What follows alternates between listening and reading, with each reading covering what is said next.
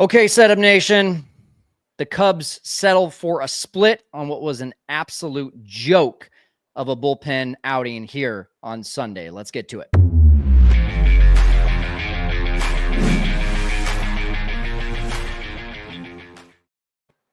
Cubs fans, Setup Nation, I got to tell you, I was really hoping we'd be coming to you for our very first post-game episode with a lot of good news. Unfortunately, as you all just saw, that catastrophe, that's not the way it is. But I'm Kyle Stanley. This is Alex Brawlett. You're listening to the Setup Man post-game show, the inaugural post-game show. If you haven't already, make sure to share this on your social medias. We want to get a lot of people coming in here and talking. If you haven't already, also make sure to subscribe to our channel, comment, like this video. That helps with getting the word out. And get ready to participate, because right now in the comments, you've just seen a link drop. We are the only post-game show doing this. We are inviting you, just like old school sports talk radio. You click on that link, you're going to be put into the backstage, and we are going to invite you to share your thoughts. And I'm sure you've got plenty of them for what in the world we just watched. It's God's Day, for God's sake. We're supposed to be happy, Alex. Final score, man. I mean, let me just go through this, and I want to get your take. Final score, 10-6. It was 6-2 in the eighth inning. We've already got people in the backstage. This is great. This is going to be a lot of fun. It was 6-2 in the eighth inning. And I mean, you just can't expect to win a game when your bullpen, and I mean, Matthew Boyd was on point, but still, combined bullpen and Matthew Boyd, 5 innings in a row of leadoff walks, ended up being 10 earned runs in 3 innings, 10 hits, 6 walks, 1 strikeout by the bullpen. I mean, what do you say about this, Alex? New year, same problems. Yeah. Offense looked good. Starting pitching, I thought Matthew Boyd today, he grinded. He wasn't super efficient, but he was really good in his first outing outside of the inefficiencies. But, I mean, it's the same story as we've been talking about, I feel like, since last April, and nothing's changed. They left these guys in way too long today. Why didn't Nate Pearson come out for a second inning? Eli Morgan, good Lord, he got rocked today. Okay, we'll just keep him out there. They were up 6-2 going into the bottom of the eighth, and within 10 real-life minutes, they were down 7-6. And after that, the snowball got too big, and it was by then it was over. So it's the same problems we've been talking about forever. Sure, they got some new faces in there, and maybe it's just like a yips thing with this April bullpen, because last year the bullpen wasn't great. But man, oh man, I don't know what else you can say. I feel like I'm having deja vu. It's the same stuff as last year. Yeah, we're going to talk about the bullpen overall in the second segment in the series wrap. But, you know, let's just address this bullpen just today. Yes. Just today. You got to imagine that Porter Hodge was kind of a coin flip. He had pitched 2 of the last 3 days. But last night, 18 pitches, I kind of expected that he might be available. Maybe it's just too early in the season. You didn't expect Ryan Presley, and thank goodness you didn't expect Ryan Presley to come out today. But to your point, this felt like, and I'm going to address something that I said on X, because I was heated, and I still am going to stand behind it, though. I think this was a little league job from Craig Counsell and crew of managing the bullpen, unless, and I'm going to say the same thing I said on X, unless there were guys that weren't available that we didn't know about, i.e. Julian Merryweather. If Julian Merryweather was not available, okay, you got to deal with what you got, right? But if Julian Merryweather was available and you have the top of the lineup coming up with 2 men on, don't quote me on that. I can't remember what it was. It was the first 2 reached in the 8th inning. I don't have the game day right in front of me, but I'm pretty sure it was top of the lineup right around there with 2 on. And you don't have Julian Merryweather warmed up, ready to go. That's the guy in that situation. And I think when you look at this situation, that's probably what happened. And it needs to be addressed. Our good friend Ty with the Setup Man crew, he said that the Julian Merryweather not pitching in any 4 of these games needs to be addressed ASAP. He was warming up yesterday, Alex. So Why don't we see him?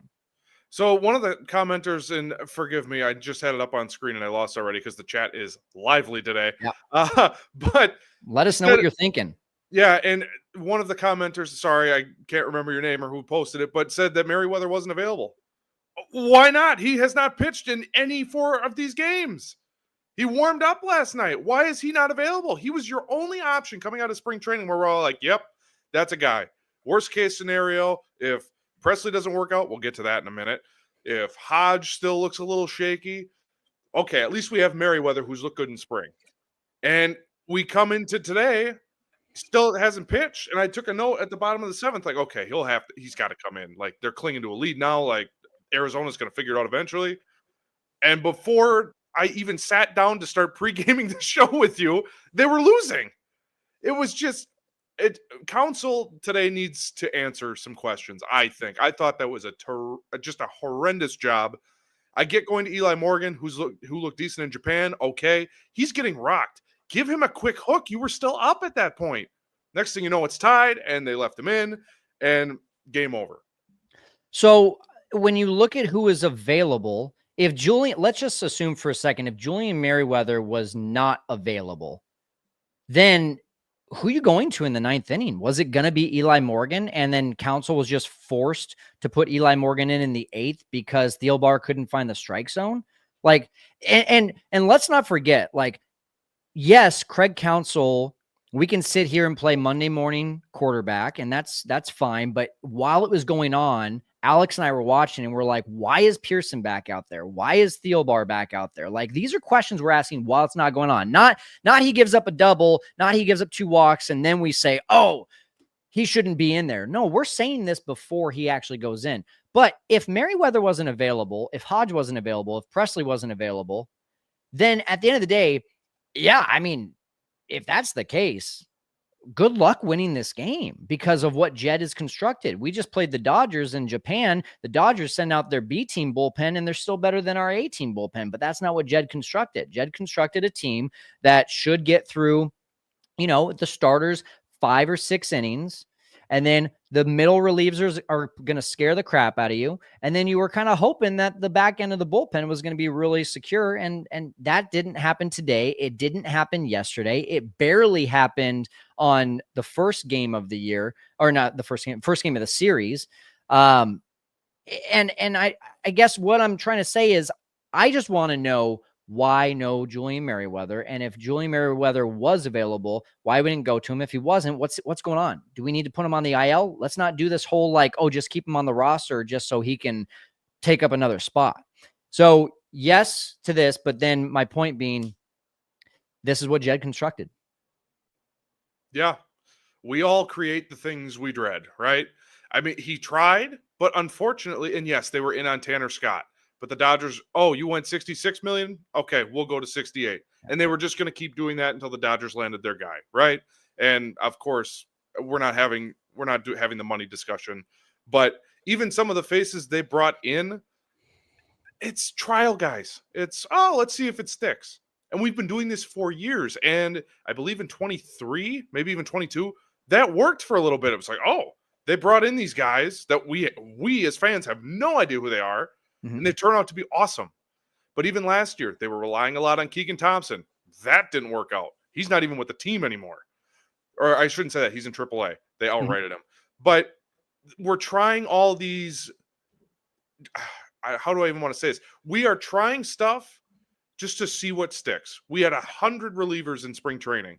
You're telling me we can't find 8 of however many relievers that they got in over the offseason? We don't have 8 that can get guys out consistently? I mean, and I feel like it's a broken record. I thought we brought in Craig Council to fix this and to make better decisions. But then again, maybe at the end of the day, when you're given lemons, you can't always make lemonade, right? Like you just have to deal with what you got. Let's transition really quickly because I do want to speak about some of the positives of today's game, and then we'll do a series recap. Alex, in the meantime, if you can drop that link one more time because the chat is just blowing the crap up. Guys, go into this link right now that if you want to talk, we have 200 plus people in the room right now. This is very exciting for our very first post game. It's probably because y'all are pissed, just like a lot of me and Alex right now. We see Eddie in the backstage. We see Jacob in the backstage. We're going to get to you guys in the third segment there, but Click on that link if you want to come and speak your mind or ask any questions about this game. We're going to get to that in the third segment. Positives of today's game. I got a few. I think the biggest two were Matt Boyd. You said he wasn't on point. I mean, aside from a couple leadoff walks and 3 walks overall, I thought he was nails. I thought the Diamondbacks did a really good job of battling against him. They didn't chase a whole lot. He only ended up striking out 5 in the 5 innings, walked 3, 92 pitches, 4 hits. So to not give up a single run in your debut, and he was pumping 95 in inning number 1. Yeah. I was like, whoa, we trying to go Randy Johnson in game number 1 of being a Cub. I thought that was great to see. But the biggest thing for me, man, is Seiya Suzuki hitting a 1-2 pitch changeup to right center field, one of the deepest parts of the park in Arizona for a home run. 2 things. He's on my home run derby draft. So that's good for me. Ooh. And then number 2, he was my fifth pick overall. We only get 5, so don't get too crazy here on me.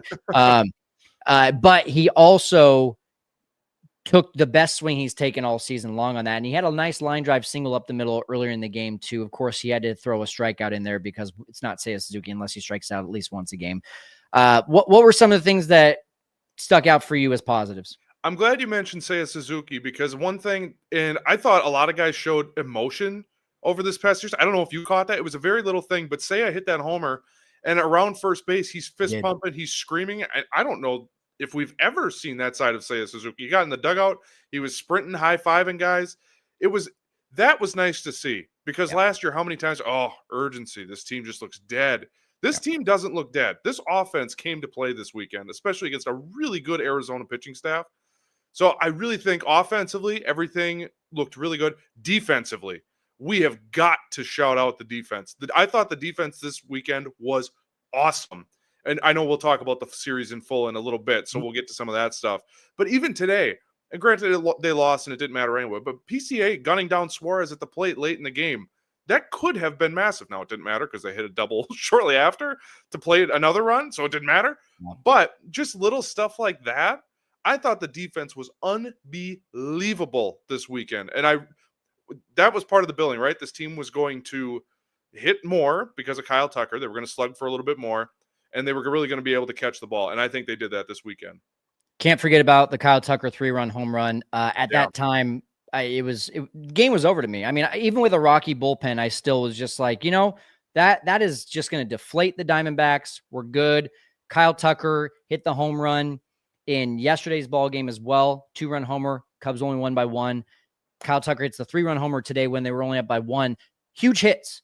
The kind of hits that you trade this guy for. And when I say trade for, to get him, I'm not already thinking July giving him away, Alex. Don't think that way. Too soon.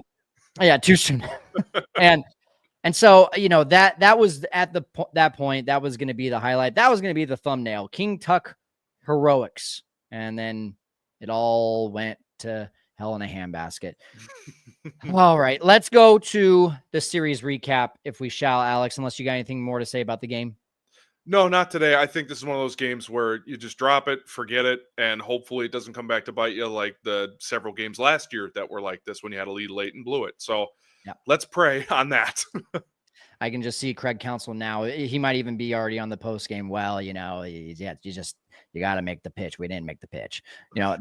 Thanks, Craig. Okay. Series recap.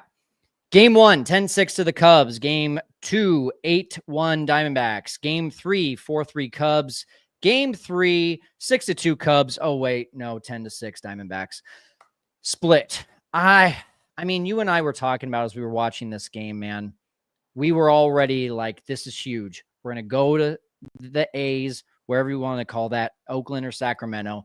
We're going to go to the A's. We're going to be 3-3. This is a huge lift. To win 3 out of 4 in Arizona is one of the toughest things to do. I don't care, even if they were staying there for spring training, just had to pack their bags to go to the hotel and then to the stadium rather than flying over the country. I mean, it's just tough to win there, man. It's really tough to win there. And I don't know. I just am really at this point, like we have had 2 really good Aprils back to back. This year, it's such a hard schedule, and to go in now with every single win counting in the month of April, and to blow such an easy win is just such a dagger to this team right now, in my opinion. For sure, because the first 3 games, outside of Tyone not looking great in game 2, and I mean that was my honest biggest concern before yesterday. And yesterday I have bullpen things, which I can get to in a second. But I mean, this team, you can see the bones. There's a good team there. They competed against a really, really good Arizona Diamondbacks team this weekend. But, because there's always a but, the bullpen is just not up to snuff. And I know I was texting you yesterday. I want to let's just have the Ryan Pressly conversation. If you are one of those people that thinks that spring training does not matter, sure, that may be the case. Example, Kyle Tucker. He looked pretty good this weekend. But Ryan Pressly, a 36-year-old reliever who allegedly was on the decline, who Houston Astros fans, I almost said Houston Rockets, Houston Astros fans call and nicknamed Ryan Stressley. Yeah. We're going to pay, not only make a trade, and granted we cut down his salary, but we're going to pay this guy to be a closer. He had a horrendous spring, and from what we've seen in regular season action, he hasn't looked great either. So what's the plan? We're just going to continue to stick with Ryan Pressly in the 9th? Because let me tell you, I don't see it. He's over the hill. He looks washed. He seems like a great guy to have in the clubhouse. But, I mean, we need production. And I want to shout out Porter Hodge right now, too, because I think he did not have fastball command this weekend. But the fact that he was able to adjust on the fly, his slider looked fantastic. He was getting outs. He was getting swings and misses with that pitch and using a wild fastball to set up his slider. I thought Porter Hodge was fantastic this week. And I know it wasn't great, but I thought the mental ability to adjust on the fly and the mental toughness to get through a stressful couple of 8th innings, I thought there needs to be more love to Porter Hodge because it wasn't pretty, but I thought it was underrated what he did this weekend. Yeah, absolutely. And it was really positive to see. I didn't check the baseball savant numbers after the game, but I thought I saw a couple 97s up there. And that was the first time we had seen that, I think, all year, including spring training. So that's a great sign. He did leave a couple pitches, an 0-2 to Perdomo on a sweeper in the middle of the plate. I didn't love that, but he's got the stuff. Nate Pearson has the stuff. He just needs to, I don't know what he needs to do. Like I watch a guy like Nate Pearson and Daniel Palencia, and I'm just like, how do you get hit? But that also is why I'm not a pitching coach, and I'm here talking about the game with you guys afterward. Speaking of that, we got 158 in the room on YouTube. If you have not hit that like button, please do. If you have not subscribed, please do. And we've got another 100 plus on YouTube that are watching us, or on, Twitter that are watching us, X. And I want to encourage you again. We've got the link in the chat. We're about to go over to callers in about 10 minutes here or less. And we've already got a few in the backstage that are ready to speak, ready to chat about this game and bitch and moan just like Alex and I. So to your point there, man, like, and a lot of you who have been watching this channel for a while, I go back to the conversation that I had with Boog right after the season ended. And you all watched that. A lot of you watched that. And it was this idea of not Adbert Alzolay isn't good process. Meaning what he talked about, if you missed that interview, was the fans wanted someone else besides Adbert Alzolay in 2024 because he wasn't closing out games. But who did you have? And to that, I saw what happened this offseason, and I thought to myself, okay, no, we didn't get Tanner Scott. No, we didn't go get a legit closer. We got a guy on the back end of his career, which the Cubs are really good at doing that, i.e. David Robertson, i.e. Hector Neris, yada, yada. And it's a coin flip if it works out or not. Yeah, we watched them do that stuff, but I also thought to myself, well, if there's any worry about Pressly, well, you got Hodge. If there's any worry about Hodge, you got Brazier. If there's any worry about Brazier, you got Merriweather. Well, we're already seeing what's going on. Brazier gets injured. Then all these guys that are supposed to be 6th inning guys suddenly become 7th and 8th inning guys. And then, they don't do the job. And then you put another 6th or 7th inning guy into an 8th inning situation with even more pressure because there's runners on, and it just magnifies the situation. And that's what you saw today. Nate Pearson couldn't get the first couple batters out in his second inning of work. So then Thielbar comes in. What does he do? He walks the first guy on, what was it, 4 pitches, I think? Yeah. And that gets magnified. Luckily, he got out of it. Then the next inning, he walks the first 2 batters, or the first 2 batters get on, and you need Eli Morgan to come in. Eli Morgan should not be an 8th inning guy. And so there's just this domino effect that continues to expose this trend of, we're not going to put money into the bullpen. We're not going to put resources in the bullpen. We're just going to add a bunch of depth was the goal this year. And I was supporting Jed a lot with that. I thought to myself, and I've said it, and we're not going to know the answer to this until probably, I would say, mid-May. But is there someone within the depth that they got that is the Tyson Miller, that is the Nate Pearson, that is the Jorge Lopez of 2025, rather than having to go externally and go get those guys? You expect Luke Little to maybe be ready soon. You expect Ryan Brazier to maybe be better soon. But it's not fun having those conversations of, well, if this guy doesn't work out, then we've got maybe this guy. The sure things are not there. And it's really tough to just say, okay, bullpen, there's no such thing as a sure thing. No, but there's a way to put in effort for that. And that's just not what we have right now on this team. I rambled, but that's where my mind goes on all this. No, I think you're right. I mean, there's a lot of thoughts, and I think, yes, the calendar has not turned to April yet, and I'm trying to remind myself of that. But we know these games matter. The last 2 seasons, we've only won 83 games, and we blew 27 saves. And now we're living in this reality where we're doing it all again. And they were up 4 runs in the 8th inning. Let's play out a scenario. If someone is going to punch you in the face unless the Cubs lock down a game, who are you going to? So you don't get punched in the face. Yeah. I don't really love any of the options right now. I would say Porter Hodge for the 9th. As I just stated, I thought he adjusted well. But there's no one else. It's like, okay, Eli Morgan's coming in. And when we were watching it live before we started this, it was like, okay, Eli Morgan, all right. Hit, walk, hit. It was a parade.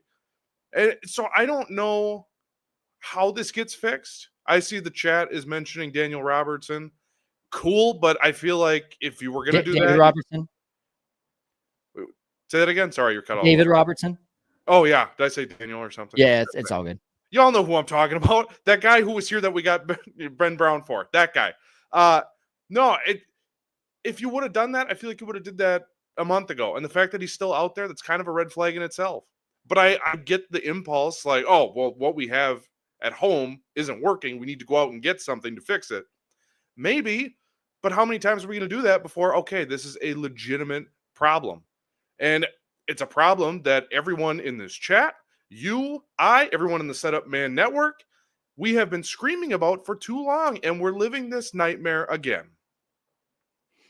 We are. I think, and not to take a hard right here, but I was really frustrated earlier today, and I got to sit on this for a second, because I know you and myself and our Setup Man crew in our group chat, we talk about this a lot. Just the marquee thing. I was watching this morning. Marquee has been uber active on their YouTube channel this year, and they post a lot of like raw interviews after the game.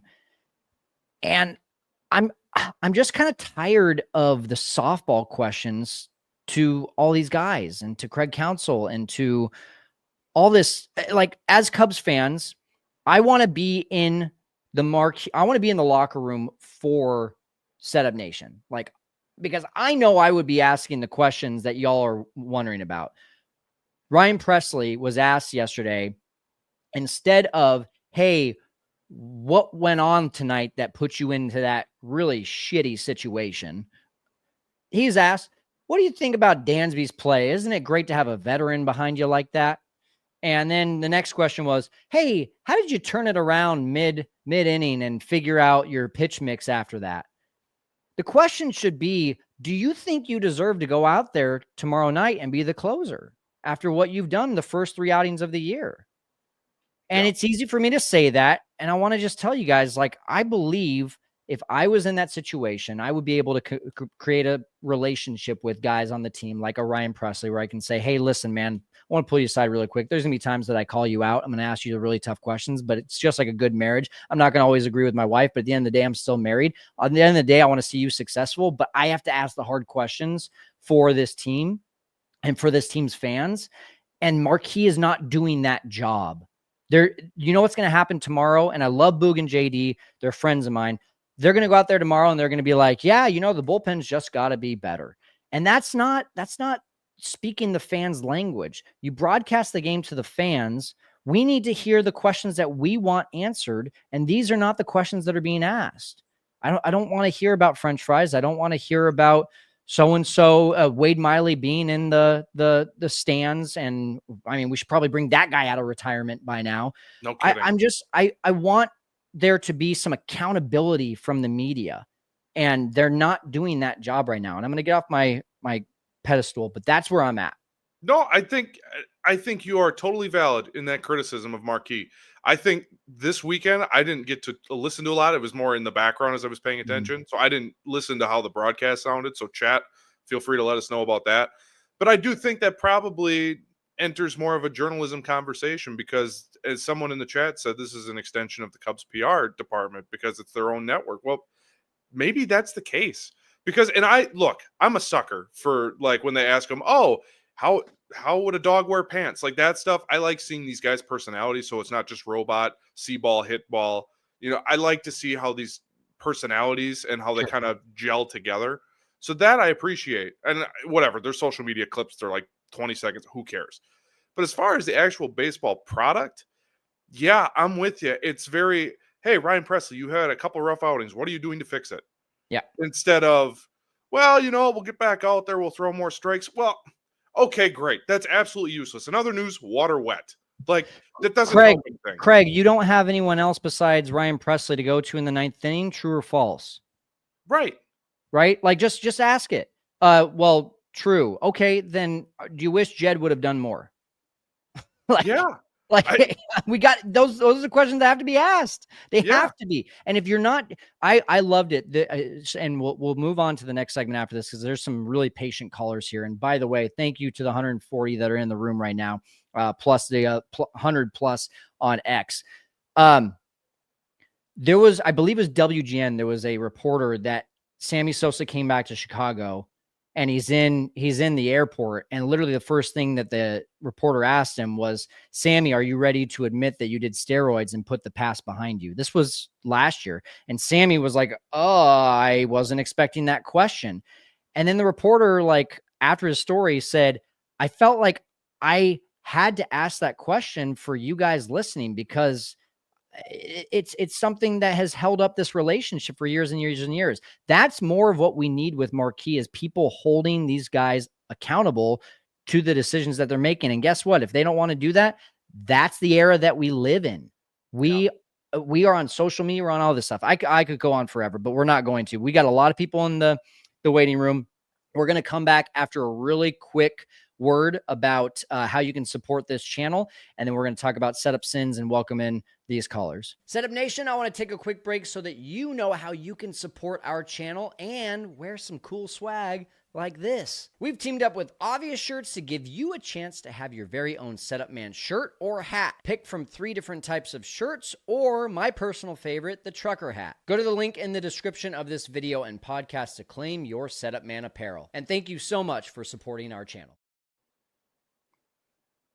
Okay, you see that right there. It says this could be you. So get on into the chat. Alex is dropping that link in the comments again.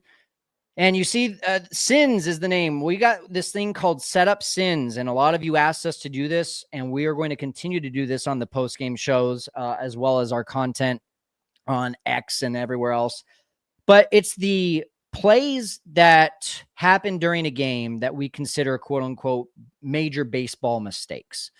It's not, it's not giving up a 3-run home run. It's the 2 walks that led up to giving up the 3-run home run. Those 2 walks would be sins. It's a leadoff walk. It's the 0-2 hanger that gets hit for a base hit. It's the miscommunication in the outfield, and it might not be an error in the box score, but it's an error in our minds. So I want to, first of all, preface this. The Cubs made less mistakes in games 1 through 3 individually, each of those games, than the Diamondbacks. No surprise they win 2 out of 3 of those games. They made 12 setup sins today, and I'm going to list them all off for you, and the Diamondbacks only made 5. So, and by the way, going into the 8th inning, I think it was like 9-5. So they were still not doing very well even when they had a lead. So this just goes to show you that at the end of the day, the score will eventually reflect how you're actually playing on the field. And here it goes. Thank you to Ty, our setup man, crew member who gave us all these. Number 1 from the Cubs, Nico didn't count as an error, but you can ask Nico. It looked like that ball should have been made on a play every single time. That was in the 2nd inning. Matthew Boyd starts off 0-2 to Marte, ends up giving up a hit. That was the 3rd inning. Runner on second with no outs and didn't score in the 4th inning. Leadoff walk by Boyd to Naylor in the 5th. This was the start of 5 straight innings with leadoff walks. You cannot do that and get away with it. Then in the 5th, leadoff walk to Marte. 6th, Pearson leadoff walk to Naylor. 7th, Pearson leadoff walk to Marte. 9th, Thielbar comes into the game, gives up a leadoff walk to the first batter he faces. 8th inning, leadoff walk by Thielbar to Thomas. 11, Thielbar walks Carroll to make it multiple walks in an inning. And then 12, Eli Morgan doesn't control runners, and they get a double steal with a pinch hitter that is the starting pitcher, who I believe ended up getting a base hit. Is that correct? An RBI. And an RBI. Like, wow. Okay. Really quick reaction to that, Alex, and then we're going to bring people in to start giving their thoughts. I mean, I think the reason why we wanted to do setup sins is because these are the errors that don't show up in the box score, and we wanted to track, okay, what is the reflection of that to game scores? You saw it today, folks. Giving up an RBI single to a pitcher when pitchers have not hit for years now. That should be, and it's not, but it should be worth about 20 setups in. That kind of stuff just absolutely cannot happen. And a lot of this stuff is avoidable. It's just throw strikes. And I mean, it's tough because the first 3 games were so good. They lost the setups in battle today. And yet they were still up 4 in the bottom of the 8th. We just don't have anybody that can throw a flipping strike. Yeah. And Brian Powers just told us they also had Naylor 0-2. So there you go, 13-5, if that is correct. Okay. We're going to start bringing in callers, and we see you, Eddie, Jacob, David, in the backstage. Just to preface this really quick, come in, ask your question, make your spiel. We're going to put you on mute. If we have a chance to get you to react, we're going to let you do that, but this is going to be rapid fire here. Alex, one more time, go ahead and drop that link into the comments, and let's get a lot of people up here talking. Eddie, what's up, dude? What's up, guys? Kind of a sky is falling day, but it's not actually fallen. It's really early. One thing about the council and kind of the way we used the bullpen, I think a big thing to note was they had the bottom of the lineup coming up the 2nd inning for Thielbar, 2 straight lefties, and he walks both of those guys. He's your only lefty in the bullpen. That needs to be his role. If Presley or Hodge is down and you don't have them for 8-9, that's got to be something, even if he comes in and gives up 2 home runs to those guys, like walking those 2 guys, not facing the lefties that you're coming in. 2 guys behind him are switch hitters too. So you're hoping he gets the first 2, let him run out, and then have a guy like Morgan or Merriweather out. I think I agree with you on the Pearson. I'm okay with the Thielbar. Just got to execute when that is your role on your team. Thank you, guys. I think it's a great point. Thank you so much, Eddie. I appreciate you jumping in. It's such a good point, and thank you for keeping not only me accountable, but Thielbar accountable as well, because, you know, I think the only frustration that I had of Thielbar coming back out was thinking, well, this is the perfect opportunity to start a fresh inning for a guy like Eli Morgan, who has that changeup and is good against lefties. Because my assumption, Alex, you and I were talking about, my assumption was Morgan in the 8th and then Merriweather in the 9th. But if you don't have Merriweather, then again, that just throws all of my assumptions out the window. Yeah, and I would love to know if that was the plan. Who in God's green earth are you throwing in the 9th? Because Morgan, at that point, if Merriweather isn't available, like the chat is saying, and obviously we haven't seen any post-game stuff He was yet. Colin Ray. Yeah, that was your plan? Let's, in a hypothetical multiverse world where the game was 6-5, like, that was the plan? Colin Ray? Yeah. He was, like, he barely made the team because he was supposed to be a fifth starter, had a bad spring. But that?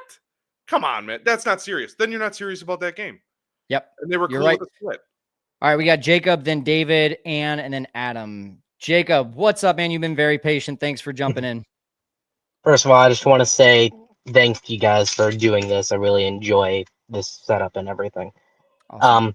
But my main thing is when the Cubs signed Counsell and fired Ross, obviously years ago now, I always had this gut feeling that Counsell was not as good as he seemed in Milwaukee, right? You see Hoyer say everything's like, well, you have to outperform expectations. And I kind of have a feeling that that's what saved Counsell in Milwaukee. Like, if you look at, you have the two of the best relievers in the, entire sport. And you have, these guys who are like, oh, I don't know who this guy is. And, oh, look at that, randomly having a 2.3 ERA in the pen for 60 innings. And, like, at this point, I think the only thing that Counsell has improved on of Ross is maybe managing the lineup a little bit better. But Penn, I don't think he's done so much above Ross that we should have, fired him and given, the largest contract to a manager in, sport history at the time. So, well, and Jacob, I can tell you, I live in Wisconsin, Brewers country. For years, I have heard, oh, good luck with Counsell. The bullpen management's going to drive you crazy. And I mean, we're kind of seeing it at first. I'm like, yeah, okay, all right, fine, whatever. Yeah, Brewer fans just being salty. I mean, it's hard to not question it. Yeah, it is. Jacob, thank you so much, man. We're gonna move on to David in a second here, but yeah, I think you're dead on, Alex. I don't even think we have to talk more about that. I think it comes down to when you don't have Devin Williams, Josh Hader, and you think that the reason Counsell is gonna be really good is because of the bullpen. You're not looking at apples for oranges, which I think all Cubs fans, including myself, were guilty of. However, I will say I'm not a fan of the lineup construction in a sense of, like, for example, today, Justin Turner being your cleanup guy. I just really, like, just because Michael Busch is first base and Justin Turner first base doesn't mean they both add the same value to a lineup. And again, a marquee question. Hey, why Justin Turner batting fourth today? Just curious. I know I had no barring issue on the outcome of the game, but I just would like to know what the mindset is there. And I guess before we get to our next caller, question for you is, who do you put in that four spot? I think that's a problem. And I mean, I've said this on your show before, like, maybe that's why the Bregman pursuit, they're a bad short. But I mean, who else do you put in that four spot? I guess I didn't hate Turner there today, but it's like, well, Amaya's been hot. Do you put him there for a couple days? I don't love that either. Yeah, I think the quick answer, so we can get to the next caller, to me is Hap, Horner, and then against a lefty, it's Seiya, Tucker. Against a righty, it's Tucker, Seiya. That's my quick answer. I would agree with that. But let's see the floor of these nice people that have been waiting. Friend of the show on just about every time we do a live, Mr. David Letter. David, how you doing? Hey guys, this bullpen's going to be the death of me, I swear. So here's my question for you guys. I mean, remember after the purge in 21 and Jed would go out and get these like names you've never heard of, like Scott Efros and Ryan Tepera.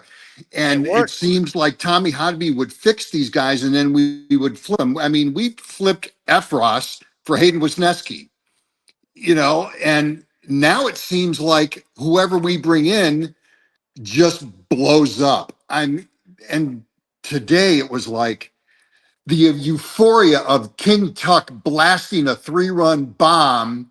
And 15 minutes later, I'm like, and I posted on the Cubs Facebook, I post, what the actual F?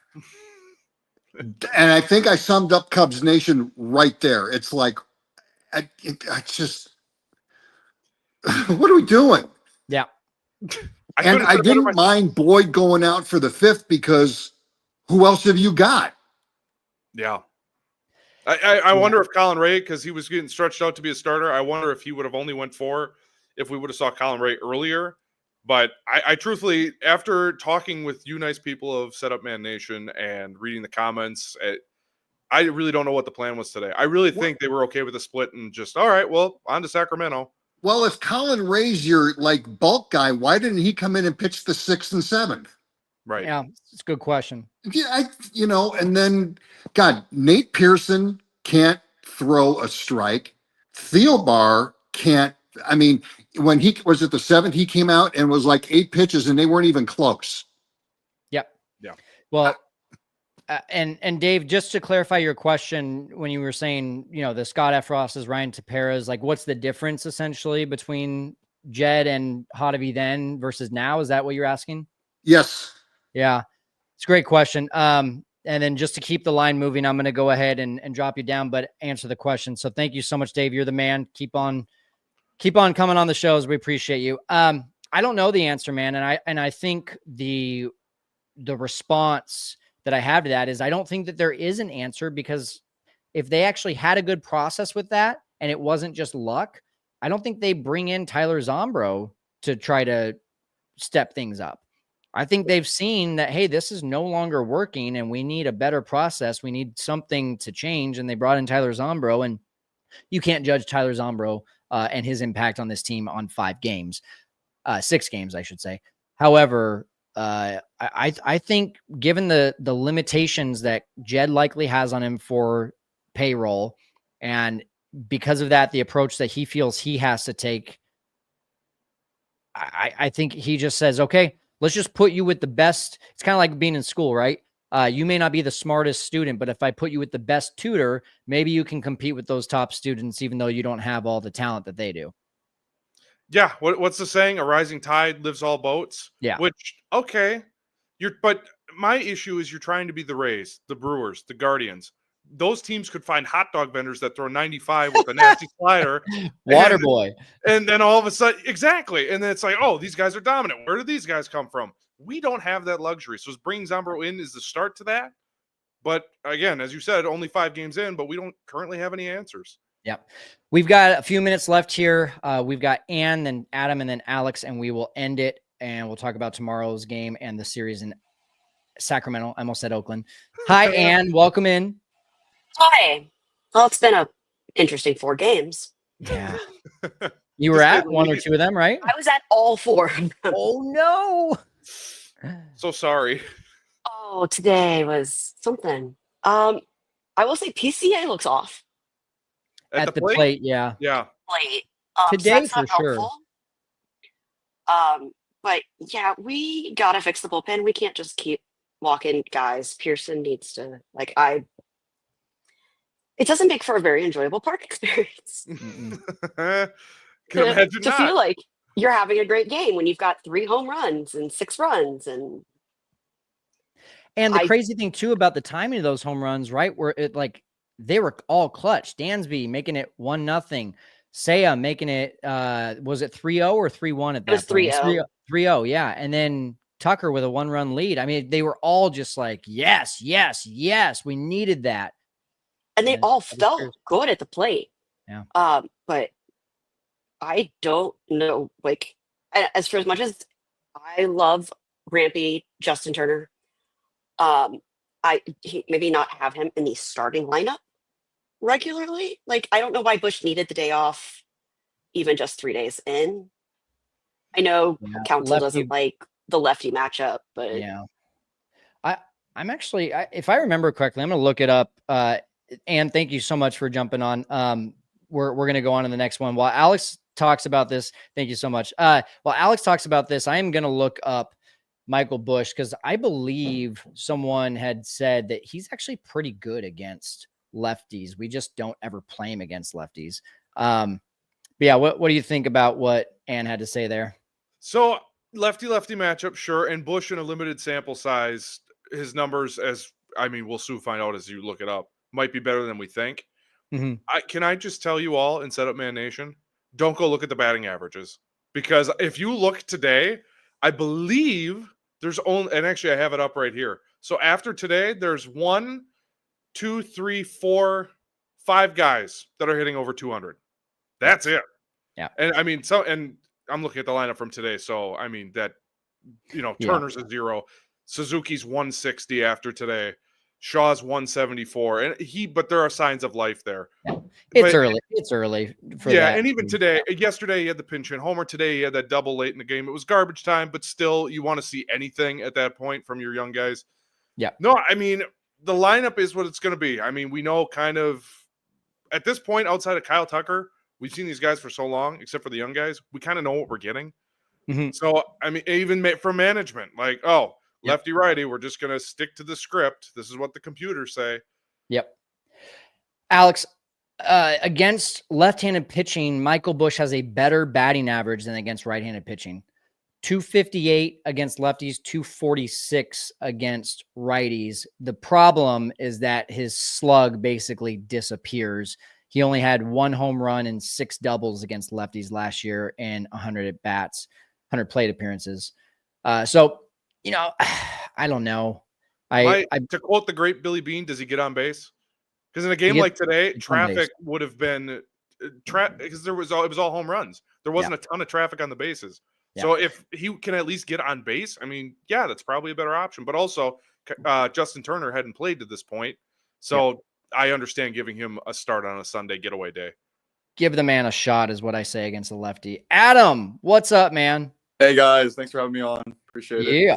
Hey, so my output on the whole batting order situation is that with Hap being a switchy and then Tucker and Busch being lefties, and then when it comes to our righty bats, we got Suzuki and we've got Swanson and Horner as our regulars.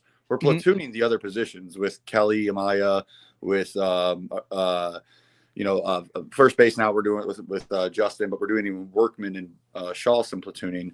So with those 4, unless we're bringing Horner up to the top of the lineup to give that righty bat that has that speed up there to push Hap to 4 or 5, they're not going to put us in a position where we have all our lefties in the middle and all the righties at the bottom and top.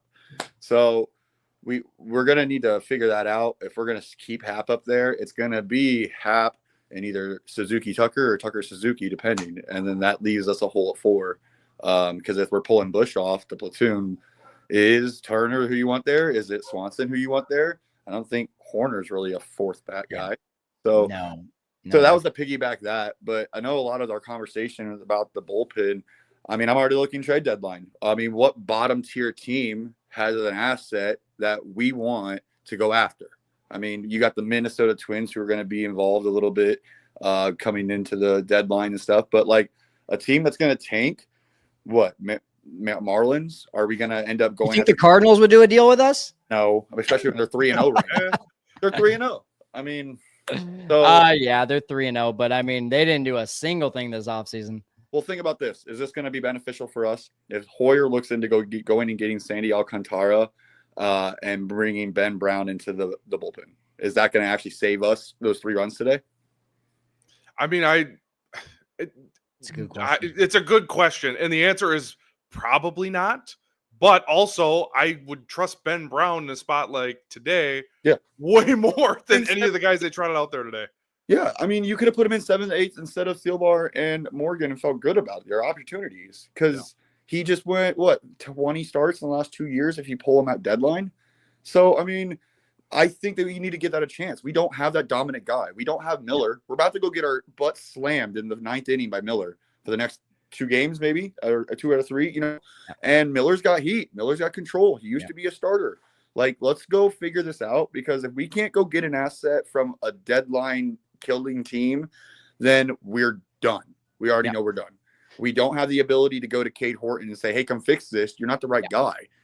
I mean, you're not. Palencia has the most potential from the AAA to come up and be an actual asset because the fact he's got speed. And even then, if he misses a strike zone, they got to react so quick. They don't know. Yep. Preach, brother. If we have more time, I'd love to talk to you about this, but we're running out of time here. I just appreciate you jumping on. Thanks, Adam. All right, let's end it here with Alex, and then we'll look forward to tomorrow. Hey, Alex, how you doing, man? Oh, you're on mute. Let's unmute you. It looks like you got to do on your end. There it is. Sorry, my bad. What's up? I'm Alex. I kind of want to come in saying something positive to start, even though the game today went horrible. I really liked how Matthew Boyd looked. He looked really solid for those 5 innings he was in there. Absolutely, man. Absolutely. Thank you. My only complaint was with the efficiency. He went about 20 plus pitches every inning. And obviously hindsight's 2020. If he would have just shrunk that pitch count a little bit, maybe he comes out for the 6th. Maybe. I also think he got squeezed. I also think he got squeezed during the game because the umpire had a really tight strike zone. I noticed a lot of he called the corner calls that touched his own balls still. Yeah, he was getting squeezed. There was also not a lot of chase, which is what he relies a pretty decent amount on. So the Diamondbacks definitely worked him in terms of deep counts. Yeah, I was a bit disappointed by PCA too. He's chasing too much. PCA's chasing way too much, and it sucks because when he gets on base, like he's a demon on the base paths. He's one of my favorite players to watch, and it's just disappointing because I want to see him get on base more. One of my favorite nuggets. Oh, sorry, go ahead. Go ahead, Alex. Oh, I was just gonna say one of my favorite nuggets from Marquee today was that Justin Turner has been talking to PCA and doing a little mentoring, and he said, "Dude, you want to steal 60 bases? You got to take your walks. You can't if you rely on only hits to get on base, you're not even going to come close to that number." So it's good to know that that's at least in his head. Yeah, I think even though Justin Turner hasn't been performing, I feel like it was still a good signing just because of that veteran presence in the clubhouse for the Cubs. I feel like he'll be a really good mentor for the young guys like PCA and Amaya and Shaw. Absolutely, man. Absolutely. Alex, thanks so much. I appreciate you being on here and being patient and being our last caller. Some good points. I appreciate you having me on there. I hope I can do this again one day. Absolutely. Just keep on tuning in every single Sunday through Wednesday. We're doing these post-game shows. Would love to see a bunch of you coming in regularly. And I hope that we have better news for you tomorrow when the Cubs take on the A's of whatever you want to say, Oakland, Sacramento, Northern California. It's up to you. We got Ben Brown versus Joey Estes tomorrow, Alex. Joey Estes last year, 7-9 with a 5.01 ERA. A lot of people are saying, oh, well, at least, you got the A's and that lightens up a little bit. I don't know, man. Like the A's are good. The A's are going to be sneaky good this year. So I don't think this is even going to lighten the load for the Cubs.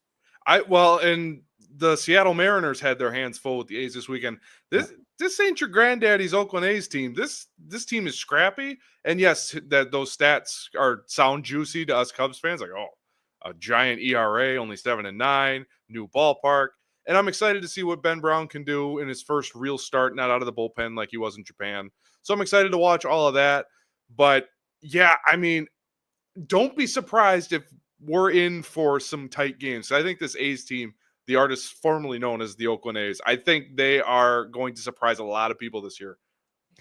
We should see after Ben Brown, Justin Steele, and then Jamison Tyone at earlier look today. All of that was to be determined. But of course, with Shota getting the home start in Wrigley, you're going to see for sure Steele and Tyone. Alex, thank you so much, man. This was a lot of fun. I wish we could have talked about something a little bit more fun, but it was a lot of fun having this first post game, first of many. Guys, again, join us Sundays through Wednesdays during the season where we're going to be doing these post games. And Alex really is going to be taking the lead on a lot of these starting in week 3 or 4 there. So excited, man. And just had fun doing this with you today, dude. Absolutely. And shout out to the callers. We both were nervous beforehand, like, oh, we don't know what these callers are going to be. You guys brought it today. Those were awesome calls. So thank you to all that participated today. The brave, they were very brave and they did a great job. So thank you so much. And we always like talking to people, even if you're not the diehard fan, even if you're just a casual fan, jump on in. Guys, that's going to do it for us here on the Setup Man post game. The Cubs are now 2-4 heading to the A's. Alex and I are going to go put our arms on ice. We'll see ya.